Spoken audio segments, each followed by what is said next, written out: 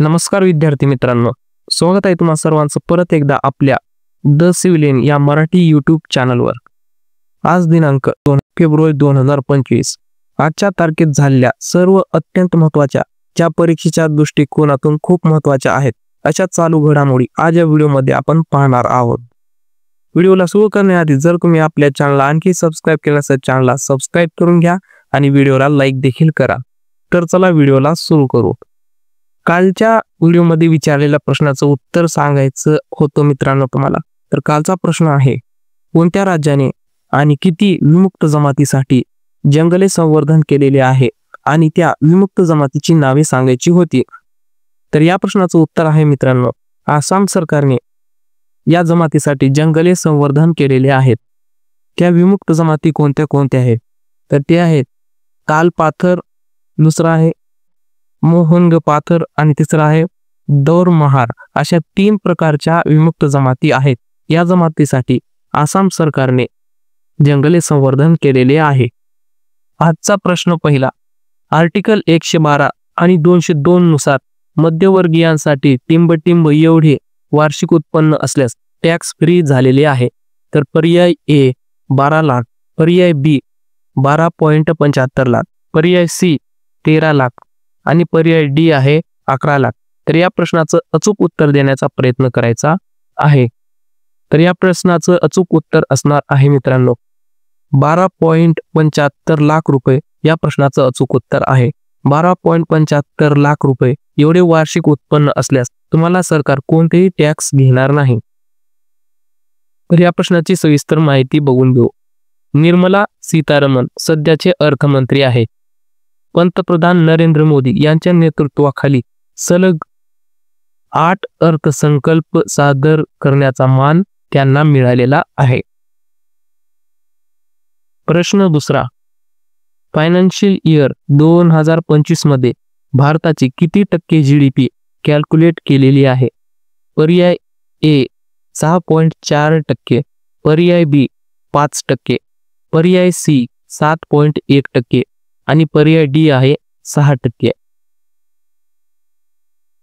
तर या प्रश्नाचं अचूक उत्तर असणार आहे मित्रांनो 6.4%। फायनान्शियल 2025 मध्ये भारताची जीडीपी 6.4% एवढी कॅल्क्युलेट केलेली आहे।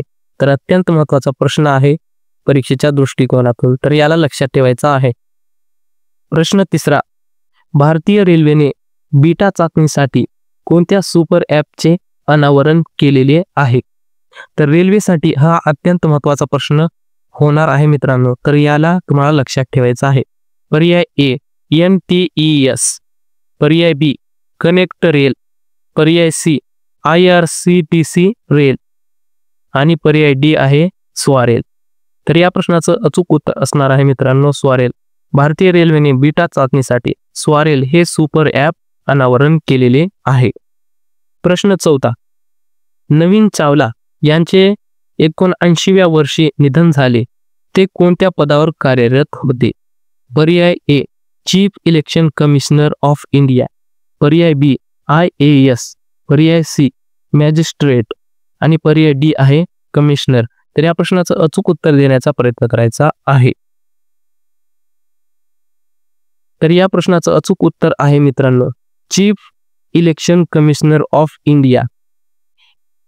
याची सविस्तर माहिती पाहून घेऊ। नवीन चावला हे 16वे मुख्य निवडणूक आयुक्त आहे। त्याआधी ते IAS, magistrate, commissioner, chairman of electricity Delhi आणि इलेक्शन कमिशनर 2005 म्हणून काम केलेले आहे। तर हा प्रश्न अत्यंत महत्त्वाचा आहे, याला पण लक्षात ठेवायचा आहे। प्रश्न 5वा, हार्बिन आणि चीन येथे होणारी 9वी आशियाई हिवाळी खेळात किती खेळाडूंच्या तुकडीला भारत सरकारने मान्यता दिलेली आहे? पर्याय ए 85 खेळाडू, पर्याय बी 88 खेळाडू, पर्याय सी 90 खेळाडू आणि पर्याय डी आहे 70 खेळाडू। तर या प्रश्नाचं अचूक उत्तर असणार आहे मित्रांनो भारत सरकारने 88 खेळाडूंच्या तुकडीला हार्बिन आणि चीन येथे होणाऱ्या 9व्या आशियाई हिवाळी खेळासाठी 88 खेळाडूंच्या तुकडीला सरकारने मान्यता दिलेली आहे। पुढचा प्रश्न, 2025 चा जागतिक पुस्तक मेळा 1 फेब्रुवारी दिल्ली येथे सुरू झाला. त्याचे उद्घाटन कोणाच्या हस्ते झालेले आहे? पर्याय ए द्रौपदी मुर्मू, पर्याय बी नरेंद्र मोदी, पर्याय सी योगी आदित्यनाथ आणि पर्याय डी आहे अरविंद केजरीवाल. तर या प्रश्नाचं अचूक उत्तर आहे मित्रांनो द्रौपदी मुर्मू. द्रौपदी मुर्मू यांच्या हस्ते 2025चा जागतिक पुस्तक मेळा दिल्ली येथे झालेल्या समारंभाचे उद्घाटन त्यांच्या हस्ते झालेले आहे. तर याच्याविषयी सविस्तर माहिती पाहून घेऊ. जागतिक पुस्तक मेळा 2025 नवी दिल्लीत सुरू झालेला आहे. भव्य उद्घाटन 9 दिवसांच्या कार्यक्रमाची सुरुवात 1 फेब्रुवारी रोजी भारत मंडपम येथे झाली. त्यांचे उद्घाटन अध्यक्ष द्रौपदी मुर्मू यांनी केले. विषय आणि जागतिक उपस्थिती. आम्ही भारताचे लोक या संकल्पनेसह भारतीय प्रजासत्ताकाची 75 वर्षे साजरी करणे. 50हून अधिक देशांचा सहभाग असलेला रशिया हा केंद्रस्थानी असलेला देश आहे. प्रचंड सहभाग. जवळपास 200 प्रकाशक आणि 1000 वक्ते या मेळाव्यासाठी उपस्थित होते. तर धन्यवाद मित्रांनो. 2 फेब्रुवारी चालू घडामोडी ज्या अत्यंत महत्त्वाच्या होत्या त्या आपण या व्हिडिओमध्ये पाहिलेल्या आहेत. अशाच अत्यंत महत्त्वाच्या चालू घडामोडीसाठी आपल्या चॅनलला सबस्क्राईब करून घ्या आणि व्हिडिओला लाईक देखील करा. तर चला भेटू उद्याच्या व्हिडिओमध्ये. धन्यवाद.